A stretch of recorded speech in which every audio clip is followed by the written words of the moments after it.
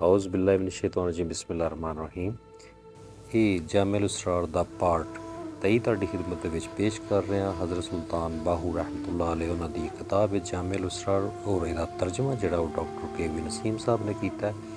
ਬਾਦਸ਼ਾਹ ਸਾਹਿਬ फरमाते ने बैत अल्लाह ताला के बगैर किसी और को देखना गुनाह है। इस तरह के गुनाह से अल्लाह ताला माफ़ फरमाए। जिन सफ़ात का ऊपर ज़िक्र हुआ है अगर वो हों तो सिलक सलूक में मुब्तला होने की क्या हाजत है। अल्लाह ताला की तरफ पहला रहबर यही सिदक है, फिर इसके बाद शुरू होता है याद इलाही में मशगूल होने की ताकत, फजूल नफ्स की ख्वाहिशों को दूर करने की ताकत, और नफ्स अमारा के मार डालने और सेहन दिल को इस कदर पाक करने पर मौकूफ़ है कि इसकी ख्वाहिशात को कबूल न किया जाए।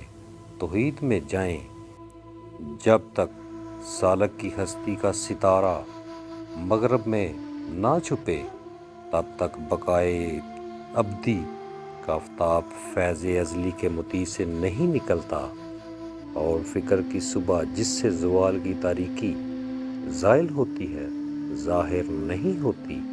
अगर ज़ाहिर हो जाए तो इससे बहुत कुछ फ़ायदा होता है। जब गैब के शवाहिद मलकुल मौत जैसी रात की सूरत पर नमूदार होते हैं और जो बेसूरत होते हैं वो ज़ाइल हो जाते हैं, तो शहूद वक़्त की सुबह उफ़्क़ हकीकत से नमूदार होती है। इस वक़्त इस कलाम इस पर चिराग है, बस तहकीक सुबह नमूदार हुई का बेद खुलता है।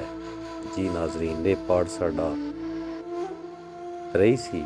अगले पार्ट से साडे इस चैनल नाल जुड़े रहो। उदों तक सानू इजाज़त दे। बहुत शुक्रिया। खुश रहो। अल्लाह हाफिज़।